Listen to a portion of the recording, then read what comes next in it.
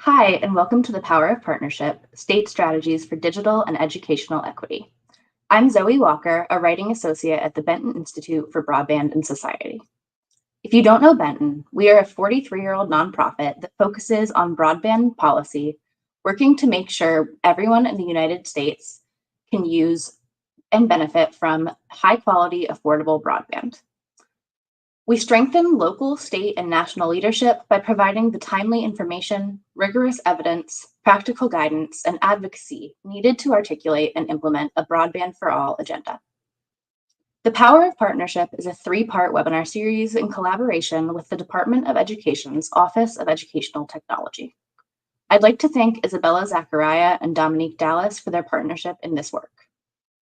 This series was designed to highlight states that have committed to excellent partnerships with educational institutions to advance digital equity outcomes. Today's webinar, highlighting the work of the Maine Connectivity Authority, is the third and final installment of this series.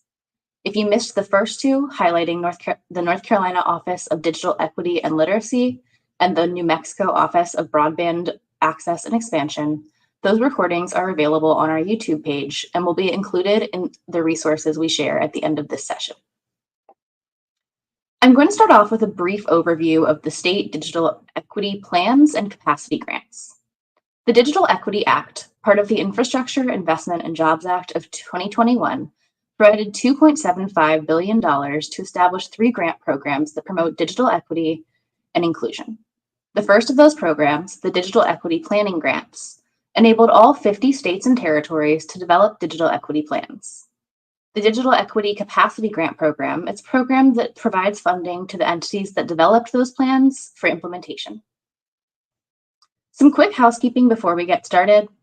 For the first half of today's session, you'll be hearing about what was special about Maine's plan, as well as a presentation about the process of developing the plan. Then we'll go into a moderated Q&A session. I want to invite the folks watching this on YouTube to submit any questions you have for our panelists, and I will keep an eye out and bring them into our discussion as I can. I'd like to introduce Isabella Zachariah, Policy Advisor Fellow at the Department of Education's Office of Educational Technology. Isabella supports OET's digital equity and open educational resource initiatives and has been a great partner in this series. Isabella, I'll hand it over to you. Thanks, Zoe. And I appreciate you all being here to join us today to highlight Maine's work towards digital equity. And so, as Zoe mentioned, I am representing the Office of Educational Technology, whose mission it is to develop national education technology policy and establish a vision for how technology can transform teaching and learning for early learners all the way through adult education. And so in order to operationalize this mission, digital equity has been one of our priorities. And through our digital equity work, we are trying to ensure that the education sector can weigh in and tap into some of the resources that are coming down the pipeline for digital equity. So specifically in terms of NTIA's digital equity grants, we've supported states as they plan, developed, and are now moving towards implementing their digital equity state plans. And so we did this through meeting with state leaders, both at state broadband offices and in the education sector to see if we can support further collaboration there, as well as letting state education leaders know when their state's digital equity plan was available for public comment, and also highlighting state plans, further commitments to to partnership with the education sector in blogs and webinars like this one. And so I'm excited to showcase Maine in the final webinar of this series and their work towards digital equity and collaboration with the education sector. And so today we have three great representatives from Maine. We have Maggie Drummond-Ball from the Maine Connectivity Authority, Mariji Visser from Maine State Library, and Beth Lambert from Maine Department of Education. And back to you, Zoe. Thanks, Isabella. For the article, Digital and Educational Equity, How States Plan to Partner with Educational Institutions, my colleagues and I conducted an audit of state digital equity plans. We noticed a few themes as we went through the plans. First was that digital equity is crucial to educational equity, as you cannot achieve equitable education without digital equity. Some states, including Maine, North Carolina, and New Mexico, the three states that we have highlighted in this webinar series, went further with this and realized that you cannot achieve digital equity without the participation of and partnership with educational institutions. Lastly, many states, again including our highlighted states, realized that educational institutions can be key partners in the fight for digital equity for everything from device distribution to skills training and assessment. So Isabella, I'm going to hand it back over to you to explain what was particularly strong about Maine's plan. Yeah, some highlights from Maine's digital equity plan include working with education partners and community anchor institutions to serve as connectivity hubs with public access to internet devices and digital skills programming, as well as funding for schools, libraries, and adult education programs and their access to devices, digital skills training, and technical support. And finally, distributing resources for schools and career centers on internet safety education. Awesome. So now Maggie is going to give us a presentation on the development of the digital equity plan and how the state thought about the intersection of digital equity and education. Maggie? Great. Thank you so much. We really appreciate being part of this series, and I know I speak for my wonderful Maine colleagues, Marika and Beth, in saying that we're really proud of Maine's plan and excited about the opportunity that it represents for us. I'll start just by introducing the Maine Connectivity Authority, which is the state of Maine's quasi-governmental entity that was established in 2022 to be a proactive partner in expanding connectivity to high-speed broadband all over the state and ensuring that all of us in Maine are able to take advantage of the technology and significantly to today's conversation, the benefits that access to technology has in our lives, including education and access to education. MCA is the administering entity, as we know, for the state of Maine for the Digital Equity Act funding as well as BEAD funding. And just so all of you know who I am, as the Director of Strategic Partnerships for MCA, I lead our digital equity strategy and have the privilege of working with all of our partners in Maine to accomplish the goals in our plan.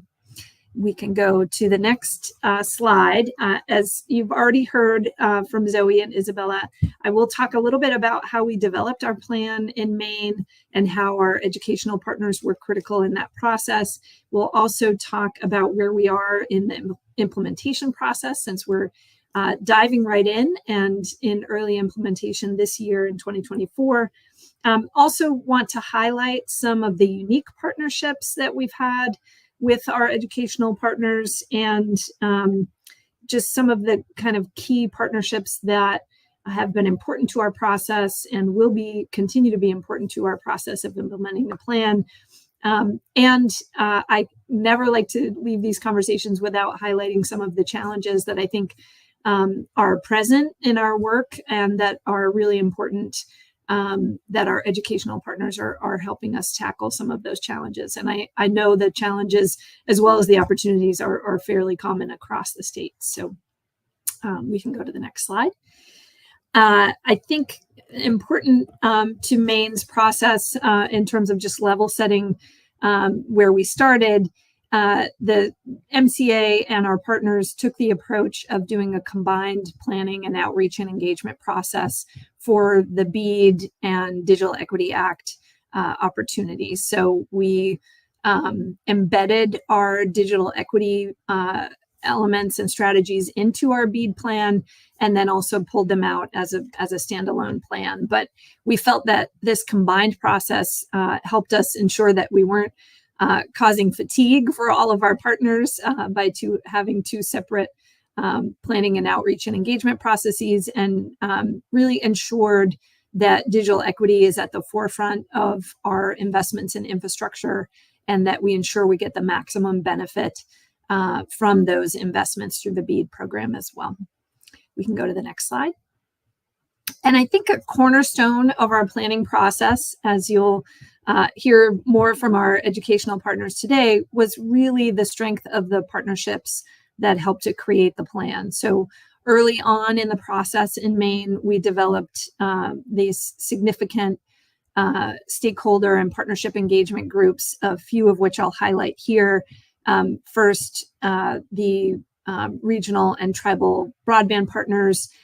This is a program that we started to ensure that we were creating a plan that represented all of the regions in the state and really took into account the perspectives of folks in all corners of our state. The Digital Equity Task Force was a critical statewide partnership, a group of partners. We had over 45 members in that group, including the folks you'll hear from today. And those organizations and partners really represented the covered populations that we're working to reach with our digital equity plan, and brought a real statewide perspective to our work as well. And I'll also just highlight, for the purposes of today, the Workforce Advisory Committee has been really critical, and multiple of our educational partners are engaged at that level. And of course, really filling some of those broadband workforce gaps will be critical to being able to take advantage of our investment in infrastructure in Maine as well. So significantly partnership-based, and all of these stakeholder groups had educational partners engaged and leading these efforts with us. We can go to the next slide. Just want to give you a quick illustration of those regional and tribal partner organizations. And these organizations developed a regional digital equity plan. But I think that what was most important about their efforts is just that they were able to convene regional coalitions and really give us sort of eyes on the ground in every region to reach the organizations and communities that we might not otherwise, from our state agency perspective, been able to connect with, especially as a new agency that was a bit of an unknown and did not have those relationships. So we really benefited from this network of partners working with us throughout the process. Can go to the next slide. As I mentioned, these partners were a critical part of the process. They created 13 regional and tribal plans that we really worked to summarize and integrate into our state plan. And the regional coalitions convened over 180 partners within the regions in bringing together, libraries, schools, social service agencies, veteran support organizations, all of those partners that were closely connected to the covered populations that we wanted to ensure we were reaching. And so those regional and tribal partners conducted over 650 interviews with organizations and individuals within their regions. So the development of our plan was really significantly partnership-based at the state level, as well as within the regions. We can go to the next slide. I don't think anything you'll see here in terms of the engagement process and methods that we used will be significantly different than other states. We had a statewide survey that was translated into 12 different languages. We had community meetings, focus groups, many partner meetings, and in fact, our Digital Equity Task Force, Workforce Advisory Group, and our regional and tribal partners met monthly throughout the planning process, as well as continuing to do that actually after the plan was developed and as we've moved into implementation. So our educational partners were critical to all of the stakeholder engagement and outreach that we did to develop the plan. We can go to the next slide. This is just additional information about the engagement methods that we used. A couple of things that I'll highlight here. The digital equity asset inventory that we did at the sort of start of our process to really explore what assets we had in Maine that we could build from in terms of our digital equity plan was conducted by our partners at the University of Maine Center on Aging. So an important educational partnership there at the very beginning of our process. And our digital equity workshop was the first ever statewide convening that we did with partners engaged in digital equity work. And both Beth and Marika and our other educational partners were critical in making that event happen. And of course, we just had the second annual of that workshop and plan to continue to do it really with the strength of our partners in Maine. We can go to the next slide. I want to just back up for a second. These are some of the sort of key learnings that we developed throughout our engagement. And I should say, for context, depending on how familiar our audience is with the state of Maine, we're really a remote and rural state with generally low incomes and a population of a little over 1.3 million people. We're the oldest state in the nation, and by the definition of rural, by NTIA standards, the entire state, with the exception of Portland and some of the contingent communities around it, is considered rural.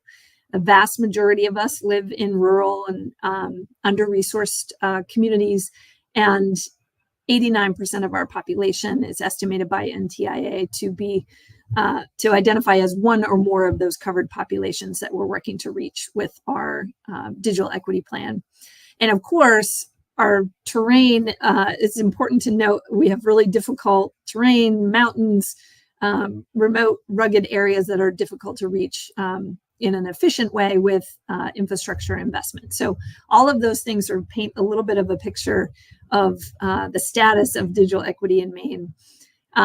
We found, of course, that having access to service and being able to afford that service were primary barriers for folks in our state, that we needed to have really ready access to affordable devices and reliable technical support, particularly for those underserved populations we're working to reach. Really have a shortfall of kind of critical digital skills, with virtually all of our covered populations feeling less confident across the 12 digital skills areas that we gauged in our survey. And internet safety was a significant concern. I know this is something that we're seeing across all of the states, but many, over 90% of the folks responding to our survey and participating in our focus groups had significant concern about internet safety and difficulty finding the tools to really feel safe online. And of course, just access to government resources and information was difficult, with language barriers and difficulty finding information online. The thing I don't have a slide on here is just some of our critical assets, and our educational partners are highlighted in the plan and in our asset inventory as key assets that we're working to build from. And I think that was one of the best parts about the process, was really identifying those assets and getting excited about what we could do to how we could build from those. I'll highlight just the next slide on the digital equity strategies, and then we'll jump ahead because I know I'm taking a lot of time and trying to be conscious of not going over. So our plan was submitted in September of 2023. It was approved by NTIA in February, and it has 5 key strategies. The first is really building the basics, building a base of support for digital equity in Maine. This includes our online asset inventory tool, continuing to have a place for our partners to gather in a statewide coalition, and really providing digital equity staff and capacity to those partners. Leveraging partnerships to reach places and people. Some of the examples under this strategy include the Connectivity Hubs grant program, focusing on affordability. We'll be adjusting some of our strategy and affordability, and we'll talk about the Affordable Connectivity Program. But we also have a real focus under that strategy on ensuring that folks in affordable housing get connected. We also think there's a role for the state and our state partners to support statewide education and information campaigns. This includes a focus on internet safety, as well as statewide device donation and refurbishment campaign that we're working on. And lastly, we know it'll be really important for us to raise additional funds We'll talk about that when we get to some challenges, because the federal funding is not going to allow us to do all of the things that we would like to do in our plan. Let's touch quickly on the next slide on goals, and then I'll jump ahead to highlight some of the educational partnerships. The sort of key kind of signature goal in our plan is to reach 50,000 underserved Mainers with comprehensive digital equity support. So affordable devices, digital skills training, internet safety education, and tools. We also have a number of other measurable goals that are laid out here. But much of the work that we'll do with our educational partners, I think, will be centered around that primary goal of reaching 50,000 underserved Mainers. And we can go to the next slide. As was mentioned earlier, our philosophy, and I think many folks who work in digital equity have a similar take, is that we're not doing this work for the sake of doing digital equity work, but because it helps us to accomplish all of those other things that are significantly important and positive in our lives. So being able to have access to care, access to education, and participate fully in the workforce. All of these were goals that were state goals that we really work to connect our digital inclusion activities and strategies to accomplishing. So we have some measurable objectives in our plan, but ultimately our goals are to contribute to these other state initiatives, including our educational goals around attainment of degrees and credentials of value. Why don't we just jump ahead a few slides? We'll jump to slide 15 to move us into implementation. We are working hard to begin implementing our plan this year. We've applied for our capacity funding. We have regional and tribal partners working on early implementation of their regional plans. We've just awarded our connectivity hubs grants. And we're investing in capacity for digital skills and device refurbishment, in addition to a number of other strategies. We're looking to launch our online digital equity asset inventory tool by the end of the year, and we'll be working with all of our educational partners to populate that tool and ensure that all the assets we've identified can be found by members of the public. And we're also working, as I mentioned, on launching that device refurbishment and donation campaign. And we know our educational institutions will be key partners in that effort as well.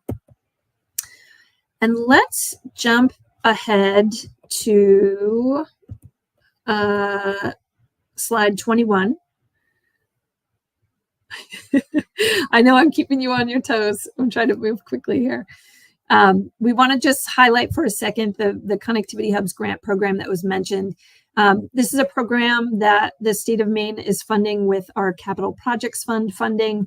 I wanted to highlight it here today because we did put it into our digital equity plan as a key strategy. And these projects are designed to invest in community anchor institutions in all parts of the state, really in alignment with the focus on covered populations in our digital equity plan. So every single one of these partnerships has an educational component. A number of the projects fund educational partners directly, but all of them have an educational partner engaged. In many cases, it's adult education. There's a school district that is part of this effort, and some of our higher education institutions as well. So we see this as a significant place where we can work with our educational partners towards our common goals here. The next slide is just a map that shows you where those connectivity hubs will be.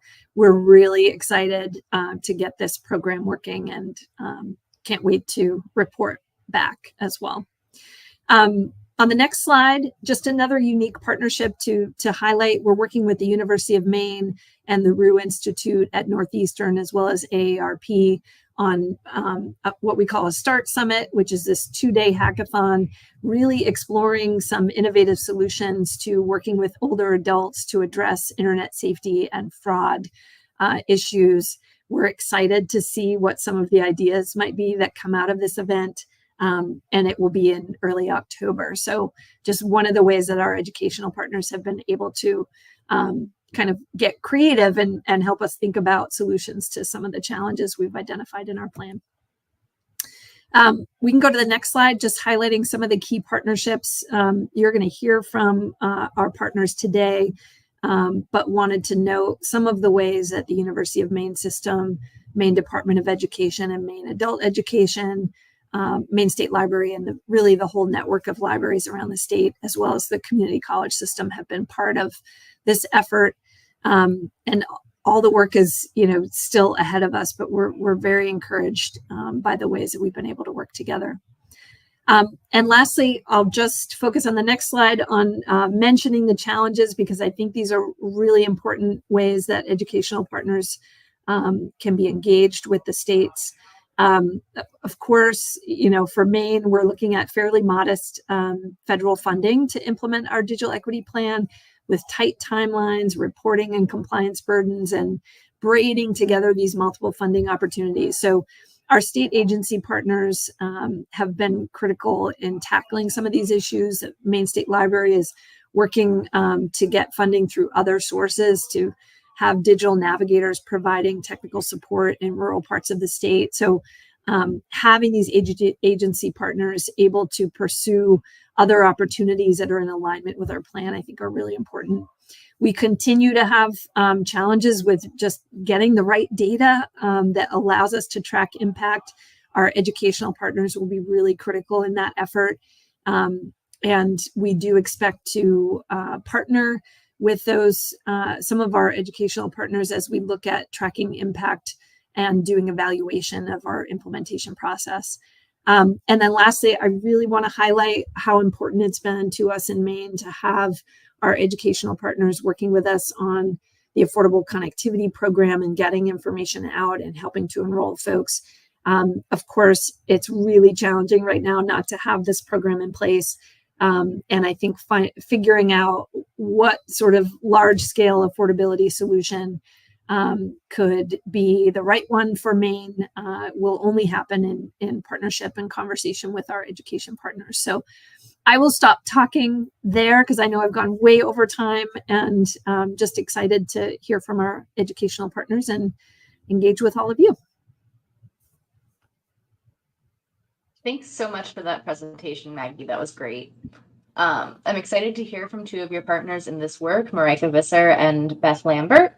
Marika and Beth, thanks for joining us today.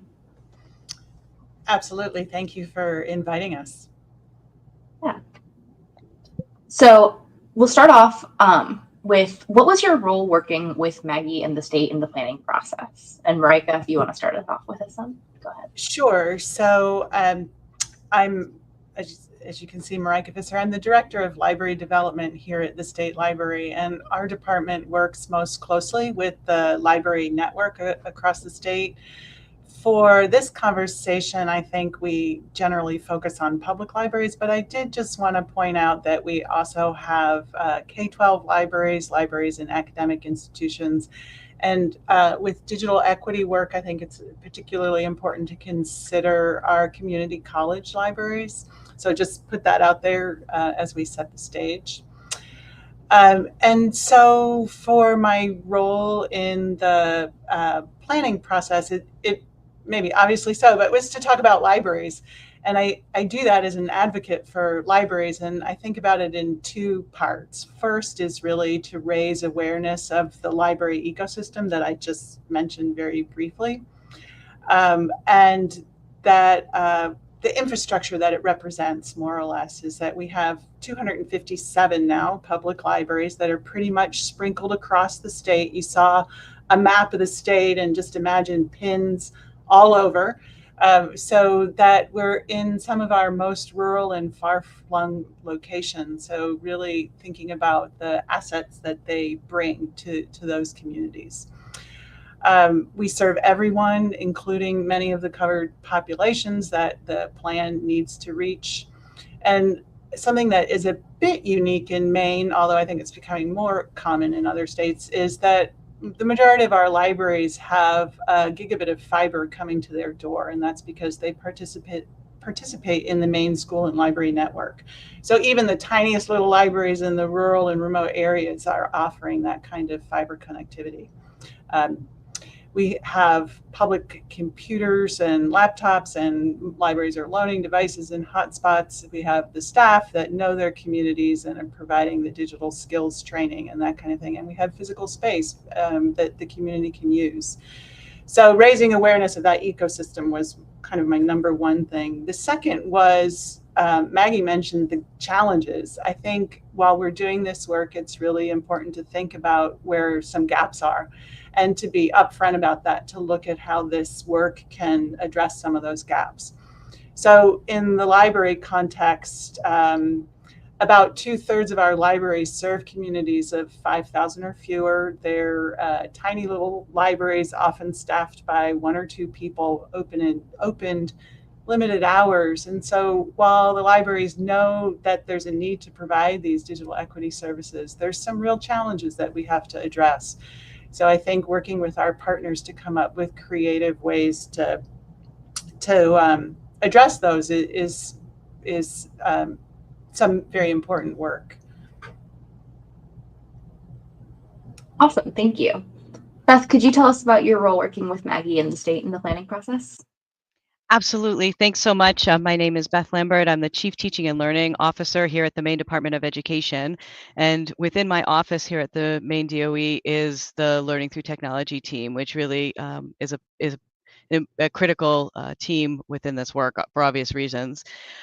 Maine has a long tradition of digital equity in K-12 that really began in 2000 when we became the first state to provide statewide one-to-one laptops for our students. And that tradition of leading in this space continues, and I think is really obvious with this work that we're doing on an even wider scale. The Department of Education participates, just like Marika talked about. The Maine School Library Network is a critical partner that not only provides that internet access to all of our libraries, but to all of our schools at no cost. And so that has been critical in not only providing them with the technology, but also with the access to use that, particularly in our areas where families might not have broadband. So they have the libraries and the schools as real access points for them. We also, in the Department of Education in our K-12 schools, work with our Maine School Safety Center and the Department of Justice and the Attorney General's office to provide trainings and awareness, because we do know, as Maggie talked about, a critical need is around safety on the internet. And we also know that our population of public school students, if we can help them to learn how to safely and responsibly interact with the internet and technology, that will provide them with incredible skills and essential skills for the workforce and for the rest of their lives. And so instead of having to train them afterwards in those areas, we're hopeful that this work that we're doing in the early years is going to really support that kind of growth and prospects. We specifically with this plan, in addition to the Maine School Library Network, the schools and with the population of students, we were able to help share information, get surveys completed, get students and families to take advantage of when we had the ACP, and be part of those conversations as much as possible, because we know that our schools are in every community and touch most of our population in some way. And so that information, we're a critical information hub in that way. I think for the interest of time, I think that's a good overview, and I'm happy to answer more specific questions of the work that we're doing. But really excited and proud of the work that Maine is doing in this space. Awesome, thank you, Beth. So Beth, you and Marika both served on the Digital Equity Task Force during the planning process. How do you intend to collaborate with the state going into implementation? And Beth, we can start with you for this one. Sure. Yeah. I mean, we're open and willing partners in this work. Maine is it's a large state geographically, but a very small state, and so we work together, and as part of our culture here, and we're excited to continue to be supporters of this work as far as helping to support our education partners in their work to implement the pieces of the plan that they've committed to, and expand in any ways that we can. They certainly have the statewide support. Our local districts function very independently in Maine, but they know that the state is here to support them and bring them those resources.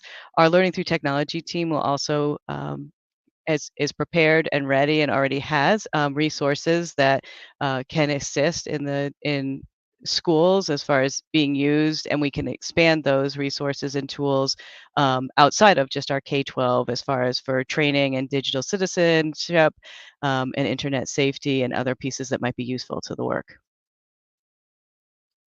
Awesome. Marika, same question. How do you intend to collaborate going into implementation? Sure. So as you mentioned, we were both part of the task force. The task force has now shifted to become the Digital Equity Alliance, a permanent organization. I guess you call it an organization. And I'm currently co-chairing that along with Susan Corbett, who's the director of the National Digital Equity Center here in Maine. And this group is going to be really important throughout the implementation process, and I'm excited to keep learning from our partners. One of the things that they'll be doing, in addition to figuring out the priorities and the strategies around how we tackle the plan, is to make sure that we're keeping the needs of the covered populations kind of front and center and including their voices in the on-the-ground work. So that's one way that I will be kind of helping with the implementation.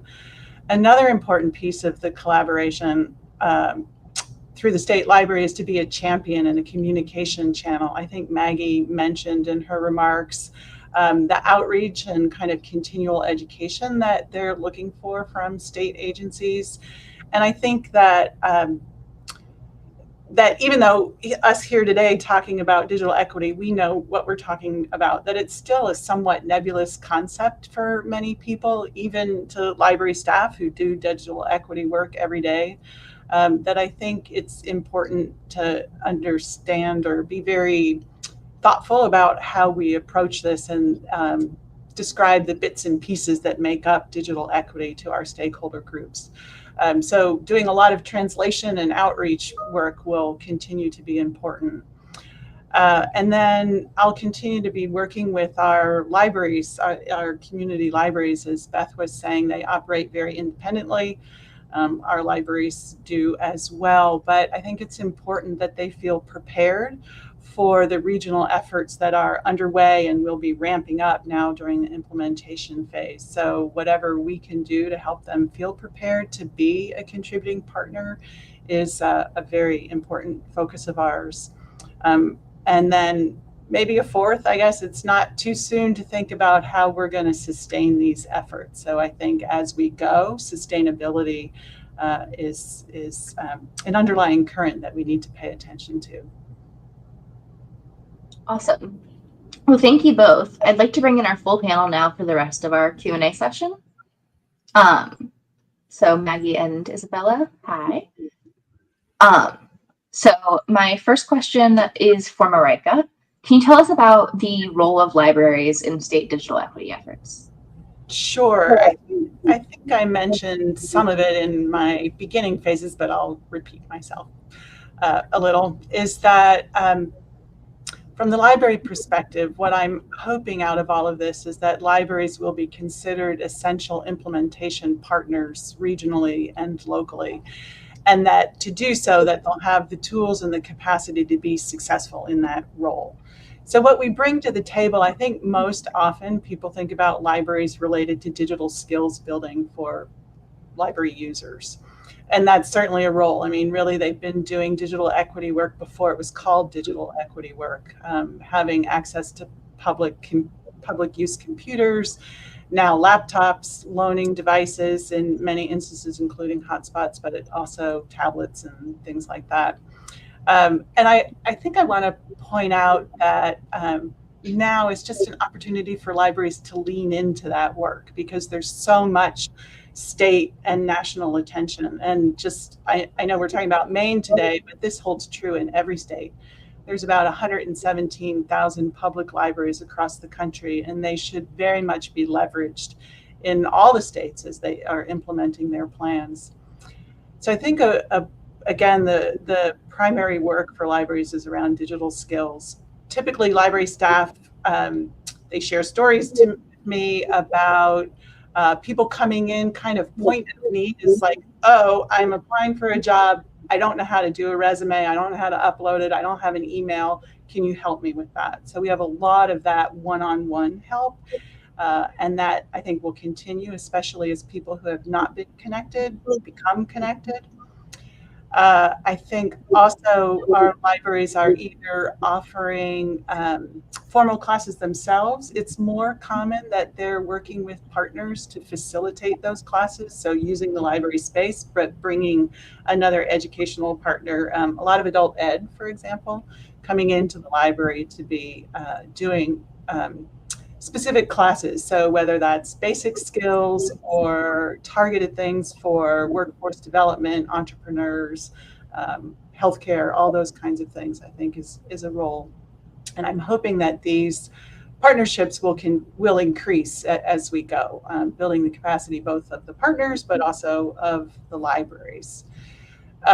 I'm going to mention the communications again. That's something that libraries typically do, is share information with their patrons in their communities. And so as opportunities arise locally or regionally, I hope that libraries will be able to share out that information. So something that that's coming down the pike to make sure that their communities are aware of it. Then something that I've been toying around with as I'm talking with the libraries is, what can they do to help their communities explore what's next? So now that you have this tremendous amount of broadband coming into your community and presumably affordable devices, what can you do with that? What does that mean to the community? Where are the opportunities? So I'm hopeful that libraries can help ignite those conversations. And really explore, what does it mean to have fiber for the first time? What does it mean for the workforce or for healthcare? What does it mean? In our case, I know there's a lot of conversation now about how, the impact of severe weather or extreme weather events and the climate change. So what is the role of all of this work in those kind of conversations? So I think that's something that is a bit challenging, but also really exciting, because as Maggie said, it's about the opportunity, not just doing the work to do the work. Awesome. Thank you, Marika. Maggie, my next couple questions are for you. So first off, what education-related metrics will the state measure to ensure progress? Yeah. Great question. And as I mentioned, always a challenging one. And I just want to highlight for 2 seconds on just building on what Marika said before I jump into the numbers, that we do have in our Connectivity Hub inaugural grantees group, we have 2 libraries that are in different parts of the state and really different kinds of libraries. And we're really excited to see what we can learn from those models that could be shared with other libraries in Maine about what it looks like to have workforce and education and telehealth elements integrated into your library. So that's going to be a wonderful partnership that we're very excited about. So in terms of the metrics on education, I think that there will be, as I mentioned, there are some measurable objectives in our plan related to ensuring that the covered population's digital skills levels and confidence levels across those digital skills areas increase significantly. Some of the covered populations had less confidence in all 12 of those digital skills areas than the general population. So that's something we definitely want to address. But the larger goal for us is really to ensure that the digital skills training and access to devices and technical support, that all of those things are contributing to the state's existing goal around degree attainment and credential attainment of value. So right now, the state, I believe, is at 55% of the population with a degree or credential of value. We're really, as a state, working to get to 60%. And I was trying to do the calculation this morning. I think that is 65,000 more degrees or credentials by 2025. So it's a significant goal, and all of our partners in Maine are focused on that goal. We think that those 50,000 people that we're going to reach with digital inclusion support helps enable and work toward that greater educational attainment goal. Awesome. So my second question for you, Maggie, is what does success look like? You save all the difficult questions for me, the big hard, gnarly questions. Yeah, thank you. There are a number of things that we're aiming for that I think are represented in our plan. Marika mentioned the Digital Equity Alliance. In addition to, reaching these large state goals around economic development, building our workforce, increasing educational attainment, increasing access to care, all of those things are representative of success. But I think there are some even more basic elements that should be highlighted here. One is just the growth and capacity of our ecosystem of partners in Maine, which is one of the things that's been the most wonderful highlight of doing this work, which is partners coming to the table. Everybody said yes about being part of this planning process. And we now have the opportunity to continue to grow those partnerships and to ensure that everybody in our ecosystem understands how digital inclusion is part of the bigger picture of all the other things we're trying to accomplish. So building a strong and healthy and vibrant ecosystem, I think, is a really important metric for success for us in Maine. And the other piece was mentioned earlier as well, which is sustaining this work over the long term. We have a limited period of time when we have some federal resources. We want to raise additional resources to do this.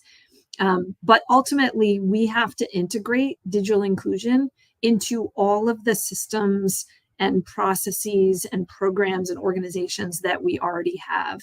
And that I really think is the key to sustaining this and really getting the maximum value out of this digital equity plan over time.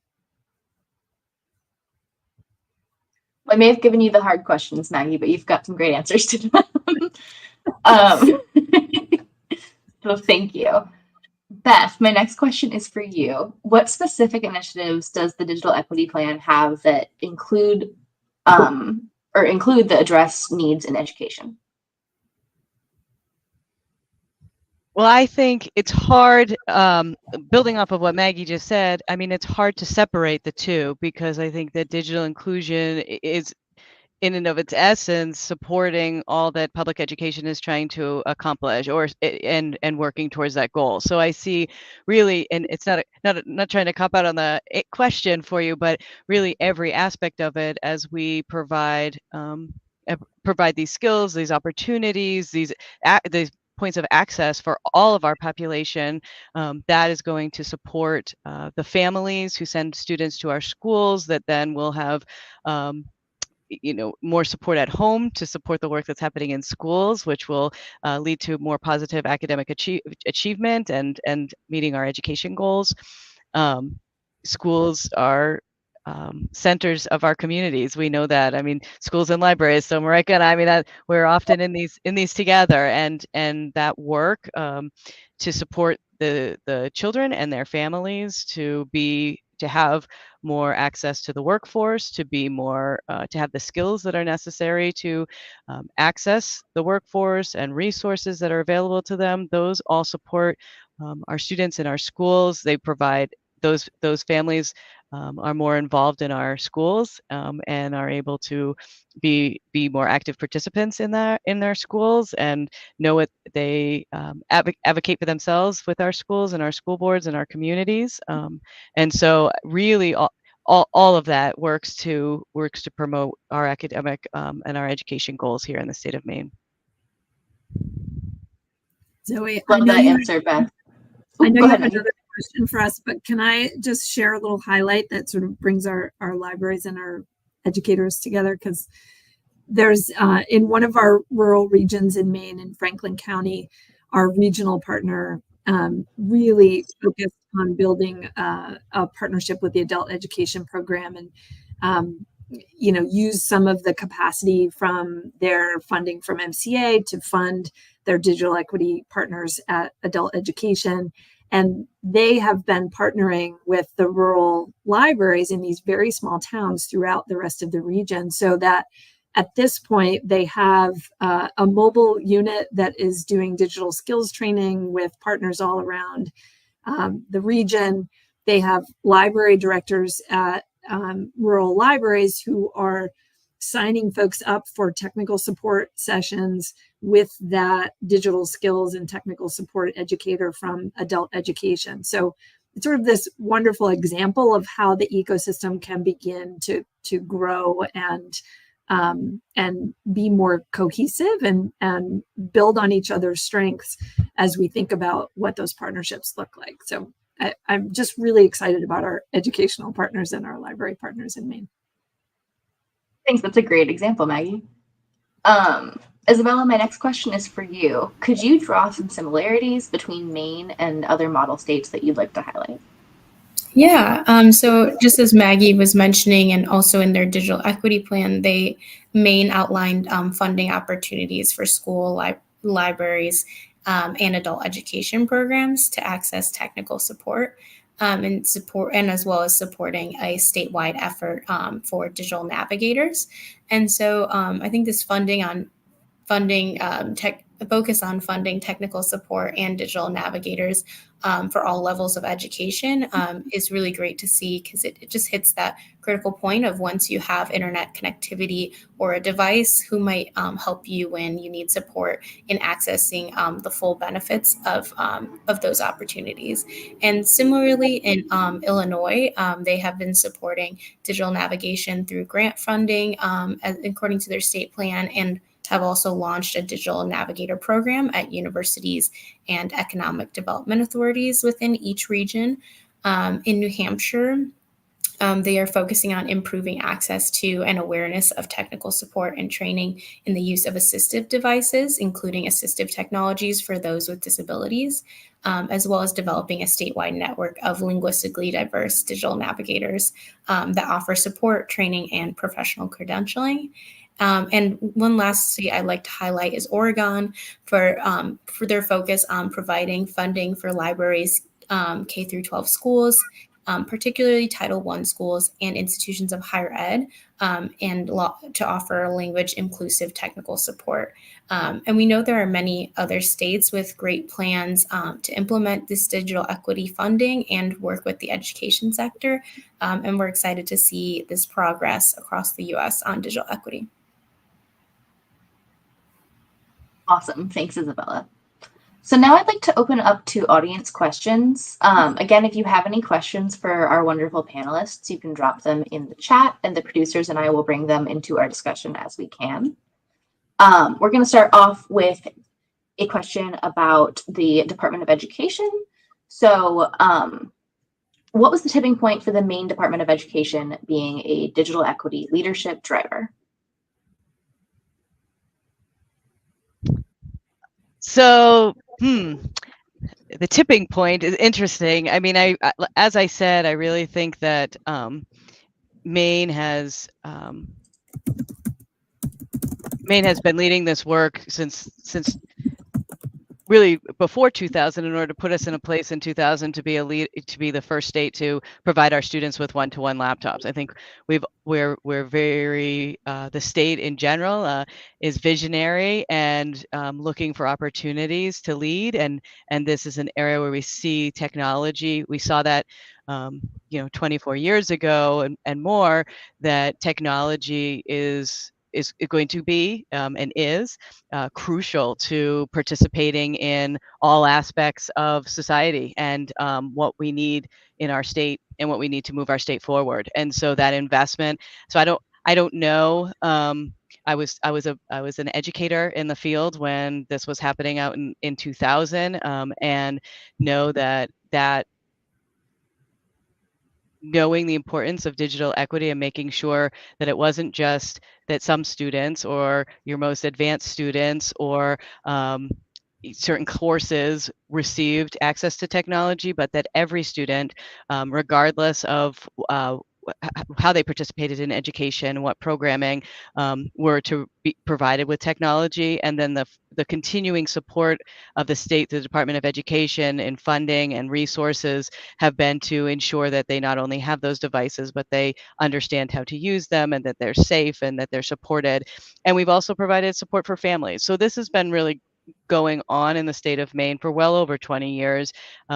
And now, as the rest of the country catches up, we are excited to be part of national movements as well. So I don't know that there's one tipping point. I think that we're eager and willing and have been and are just excited to expand the partnership outside of some of, like I said, schools and libraries in Maine have been working together for a long time to help provide internet access to schools through the Maine School Library Network. And so these partnerships, this latest work with the Maine Connectivity Authority has really brought us all together and expanded the partnerships through all reaches of the state in a wonderfully efficient and exciting way that I think is going to have real long-standing and sustainable efforts in the future. Awesome. Thank you, Beth. I think we've got time for one more quick question. So can you offer best practices to get tribal community buy-in for your planning activities? Did you work with a partner or champion that had connections or support for the tribal community?